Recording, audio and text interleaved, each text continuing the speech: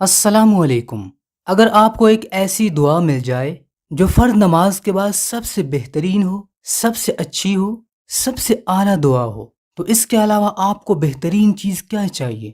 وہ دعا کوئی معمولی اور عام سی دعا نہیں ہے، بلکہ اس دعا سے تو آخرت کا بھی فائدہ ہے اور انسان کی دنیا کا بھی فائدہ ہے۔ مطلب کہ اس دعا سے دنیا اور آخرت دونوں کے فائدے ملتے ہیں۔ اور یہ بات بھی نہیں کہ آپ کو وہ دعا یاد نہ ہو، بلکہ ہر مسلمان مرد و عورت، چاہے کوئی مسلمان چھوٹا ہو بڑا ہو، سب کو تقریباً یہ دعا یاد ہوتی ہے۔ وہ دعا قرآن مجید کی آیت الکرسی ہے۔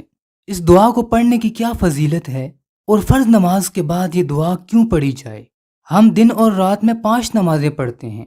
ان 5 نمازوں کے جو فرض ہیں، ان فرضوں کے بعد آپ یہ دعا پڑھیں، یعنی آیت الکرسی پڑھیں۔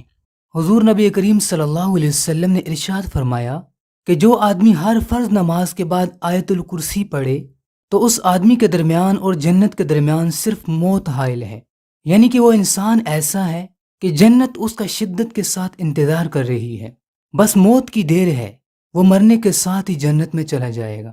حضور نبی کریم صلی اللہ علیہ وسلم نے یہ بھی بتا دیا کہ فرض نماز کے بعد اس کو پڑھا کرو۔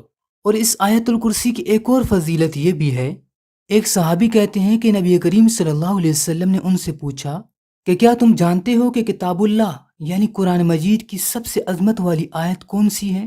تو انہوں نے جواب دیا کہ اللہ اور اس کے رسول ہی زیادہ جانتے ہیں۔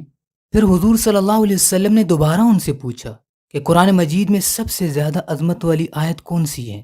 تو انہوں نے جواب دیا اللہ لا الہ الا هو الحی القیوم، یعنی آیت الکرسی ہی سب سے زیادہ عظمت والی ہے۔ تو رسول اکرم صلی اللہ علیہ وسلم نے ان کے سینے پر ہاتھ مارا اور فرمایا کہ اللہ کی قسم تمہیں علم مبارک ہو، جب آپ صلی اللہ علیہ وسلم بتا رہے ہیں کہ قرآن مجید کی سب سے زیادہ عظمت والی آیت آیت الکرسی ہے۔ یہ عظمت والی آیت ہر مسلمان کو تقریباً یاد ہوتی ہے، تو آپ لوگ کوشش کریں جیسے ہی فرضوں کا سلام پھیریں، 5 ہم نمازیں پڑھتے ہیں، سلام پھیرنے کے بعد فوراً آیت الکرسی پڑھیں۔ اللہ تعالیٰ آپ کو موت کے ساتھ ہی جنت میں داخل کر دے گا، اور اس کے علاوہ دنیا کے فائدے بھی ہوں گے، حاجتیں پوری ہوں گی، دعائیں قبول ہوں گی، اللہ راضی ہوگا، رزق کی تنگیاں، مال و دولت کی تنگیاں ختم ہو جائیں گی، اولاد میں برکت ہوگی، گھر میں برکت ہوگی۔ اس کے علاوہ اللہ تعالیٰ اور بہت زیادہ فائدے عطا کرے گا۔